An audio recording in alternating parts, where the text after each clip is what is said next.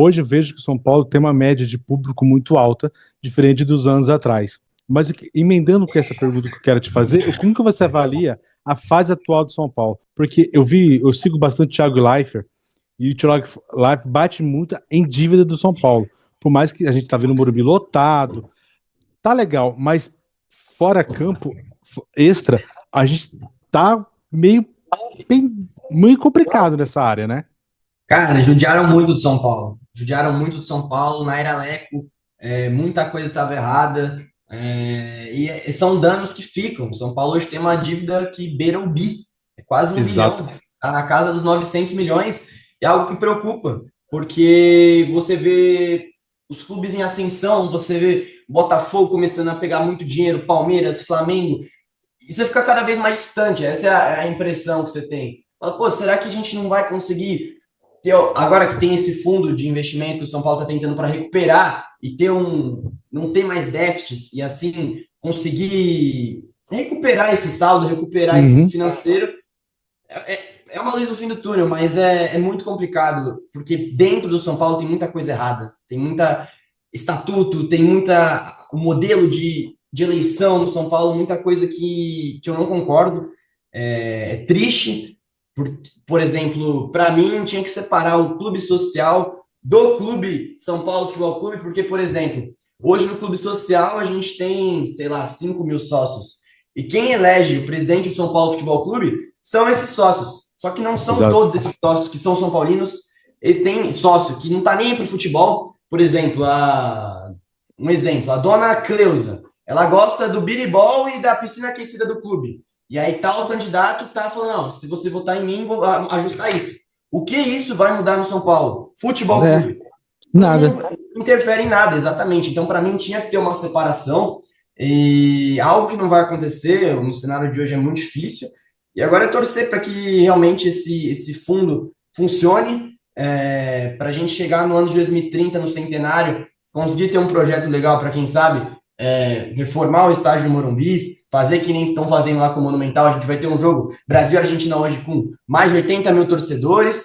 E, enfim, o São Paulo está atrás, ficou muito para trás, parou no tempo. E o que você tinha falado da torcida é algo que continuou, que não deixou o São Paulo morrer. 2017 a Exato. gente viu, 2023 o São Paulo jogou muito com a camisa, foi um ano que e esses diversos anos, assim, por exemplo, São Paulo e Palmeiras nesses últimos anos em mata-mata, não tem muito como explicar como o São Paulo conseguiu passar tanto do Palmeiras, sendo que o Palmeiras viveu uma das melhores fases da história, 2 Libertadores, Brasileiro, Copa do Brasil, ganhou tudo, e o São Paulo jogando com a camisa, com o peso da torcida. Então, é uma fase muito delicada, é uma fase que o torcedor vai ter que ter paciência, assim como o do Flamengo teve em 2015, 2016, 2017, para chegar em 2018, 2019 e começar essa ascensão e ver qual vai ser o resultado desse fundo, realmente, desse novo plano financeiro do São Paulo. É uma aposta que, se for bem feita, se for bem planejada, pode dar muito certo,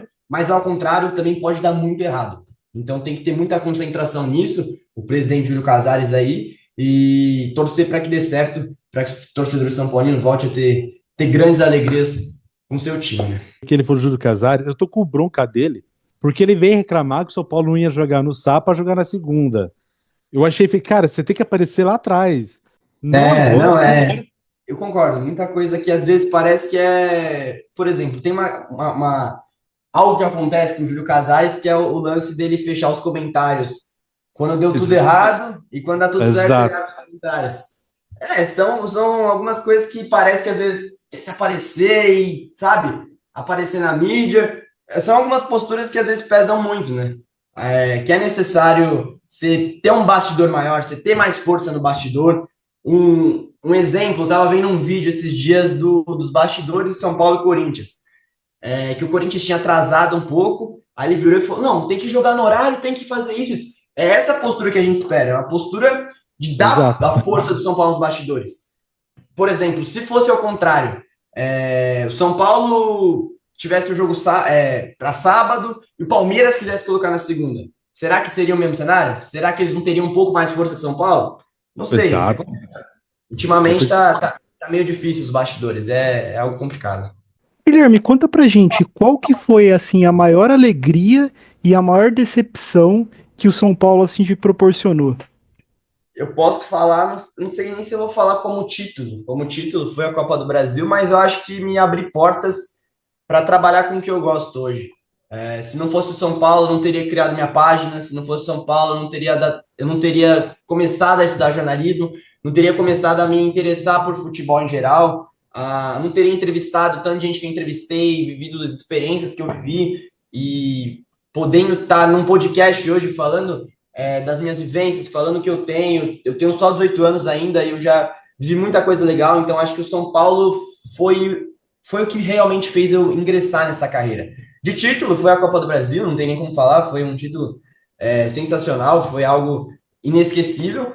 E, cara, a maior tristeza, se a gente pode falar assim, aquele jogo contra o Botafogo foi muito complicado, cara. O jogo contra o Botafogo foi muito na trave.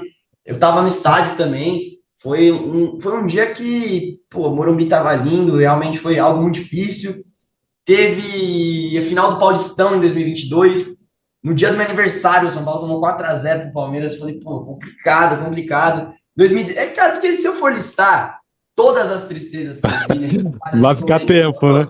vou ficar um puta tempo, porque é um recorte que podemos dizer que é um dos piores da história do São Paulo. É muito vexame, cara. É muito vexame. É algo que não tá no script do São Paulo Futebol Clube.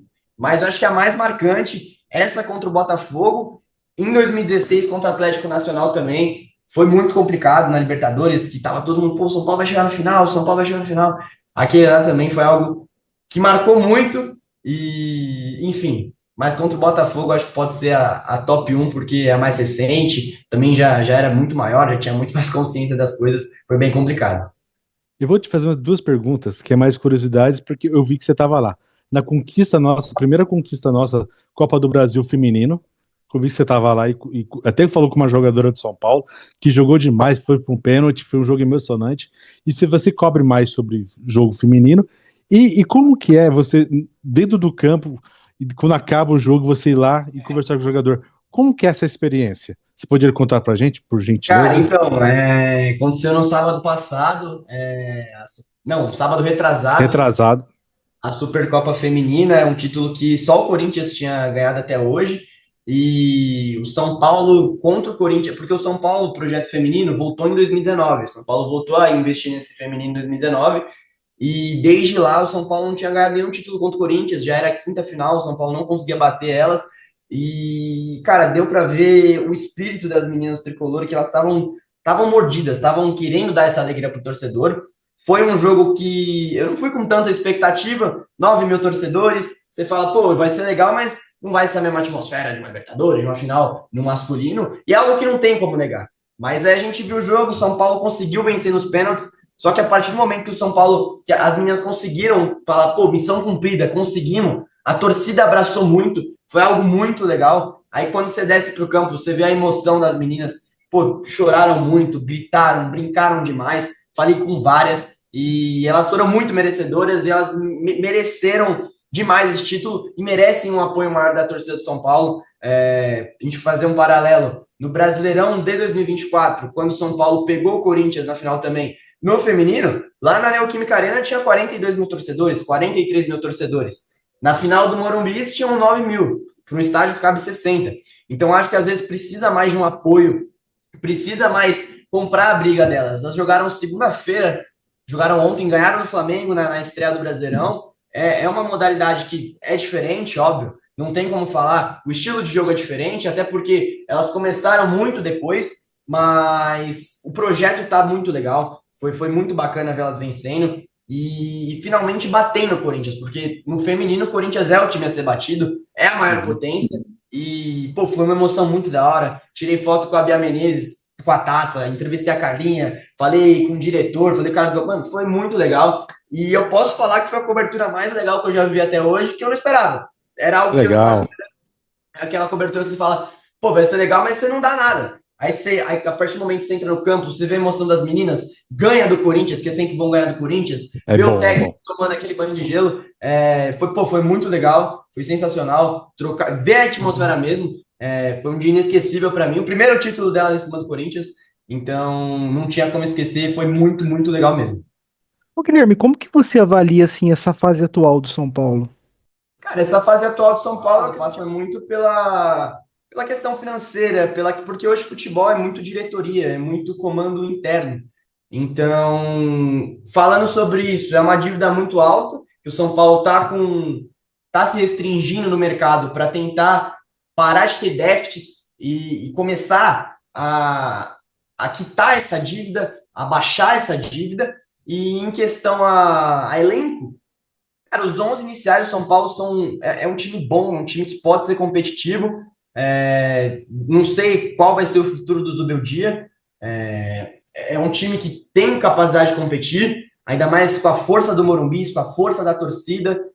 Tem jogadores muito bons, Oscar, Lucas, são jogadores com nível europeu. Só que aí tem que ver como que o Zubeldia vai saber fazer esse gerenciamento. O Zubeldia também, uma crítica para ele, que ele não usa base, e isso é algo que me dá um pouco de agonia, porque a gente vê um time recém-campeão da Copinha, ganhou a Copinha em cima do Corinthians, com diversos jogadores muito promissores, que às vezes eles vão ficando ofuscados. O Rian Francisco tava todo mundo falando, pô, o Rian, não sei o quê, entrou contra a Portuguesa, fez um gol, e falou, pô, agora vai. E aí o moleque praticamente não teve mais nenhuma chance, só entrou em um jogo contra o Santos depois e nunca mais. O Rian, o Alves, o Ferreira, o próprio goleiro, o João Pedro, baita goleiro do São Paulo, que o Zubeldia prefere colocar o Jandrei no banco, que é um goleiro que, na minha opinião, não tem mais perspectiva de melhora, não tem mais perspectiva de futuro no São Paulo, não entendo por que ele tá lá mais.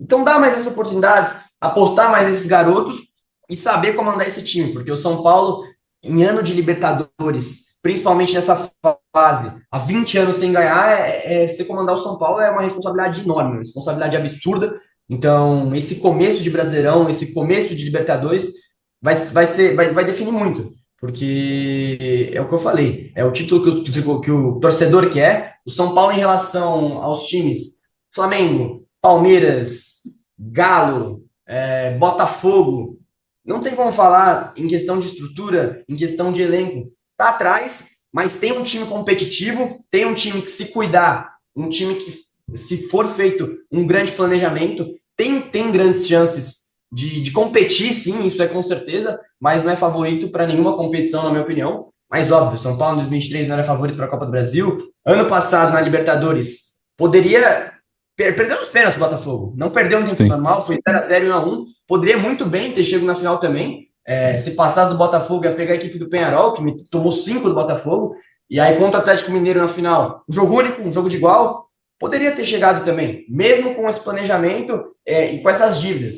Então, é um time que vai precisar muito do apoio da sua torcida, vai precisar muito bem ser bem rotacionado, porque são jogadores que hoje o elenco atual do São Paulo, os 11 titulares, a gente praticamente não tem um jogador com menos de 30 anos, o único que a gente tinha era o Pablo Maia, que se lesionou. É um time mais experiente, é um ponto bom isso também em noites de Libertadores, mas é um time que tem que saber que o Zubeldia tem que ter um gerenciamento muito bom e colocar eles para jogar, realmente implementar uma forma de jogo que favoreça o Oscar, favoreça o Lucas, os principais jogadores do time, e o São Paulo consiga performar bem, quem sabe chegar nas cabeças aí nesse ano.